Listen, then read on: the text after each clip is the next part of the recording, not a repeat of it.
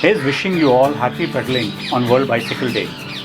And to commemorate the 3rd of June 2020, in addition to cycling to the office, here are my suggestions to the government to promote cycling.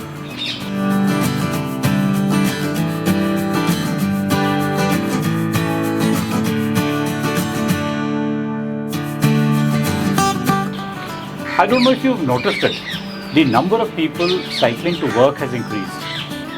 However, if one notes carefully, the ones with cars and motorcycles or the relatively more affluent don't often seem to be a part of this group of commuters. I'm sure you would have noticed that. And for the real change to happen, it is the people who clog the roads and contribute most to the pollution. They need to make the shift.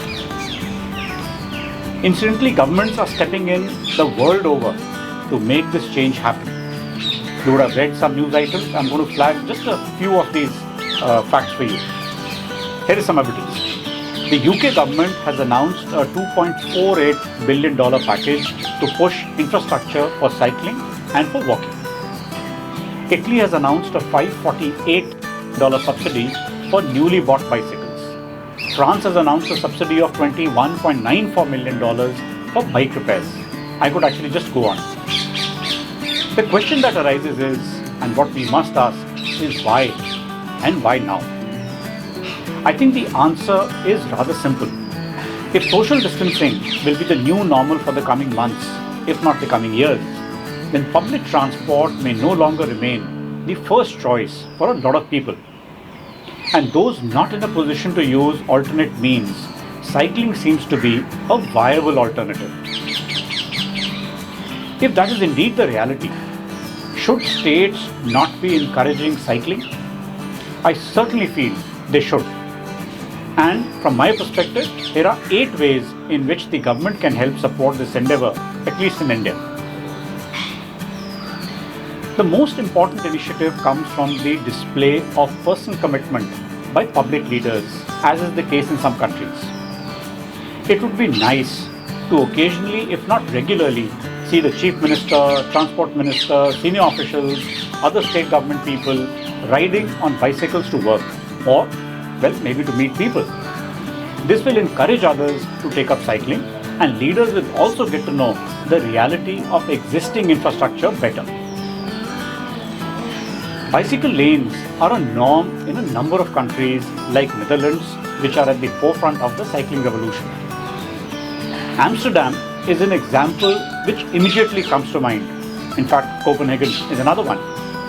Unfortunately, there are few cycling lanes in India, and the ones that exist are taken over by buses and cars.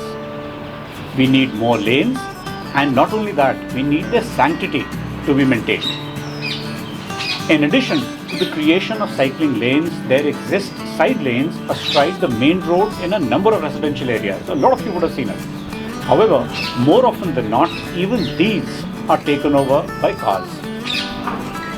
Is there a case, for example, to restrict these roads to cyclists in addition to vehicles of residents and two-wheelers alone? I feel there is indeed a case for that. Yet another possibility emerges from the use of internal roads within colonies as safe corridors for cyclists, which when interconnected can become very, very useful. This will of course need the nod of the government and the support of resident welfare associations. However, the usually tree-lined lanes that we see are actually ideal for cyclists even during the summer months, and simultaneously these ensure much better degree of safety as compared to the main roads. Let's move beyond the safe and secure cycling environment. We've covered that.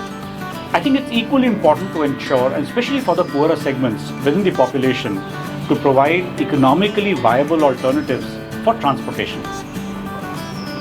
You would probably be aware, in India, cycles invite 12% GST.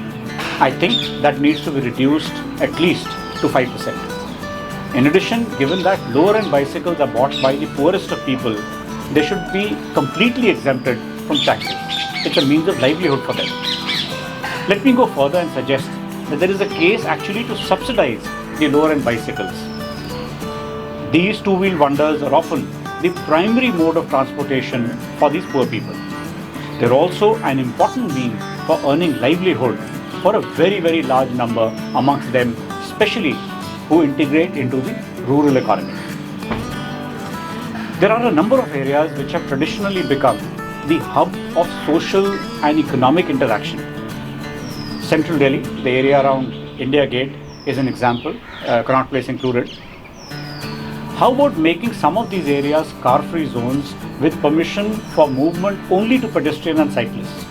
This will not only reduce pollution, it will also encourage more people to take up cycling. The next suggestion is more for the long term, when it becomes safe to use public transport. A major drawback for using bicycles over long distances presently is the inability to create a multimodal transportation linkage. That means different modes of transportation coming together, linking together. This is because even folding cycles are not allowed on metro trains. The only exception is the Brompton, given the size, which does pass through the scanners. It's an excellent fold, excellent size, very convenient. There is a case, I think, for looking at more liberal policy, which either increases the size of scanners to allow the folding bicycles to pass through, or lets bicycles to be carried without their necessarily being scanned, either based on a pass or otherwise. I think this certainly needs a reassessment. There are often two ways in which change happens. It's either facilitated by state guidance and support, or over time, people demand it, when the reality of circumstances forces them to do so.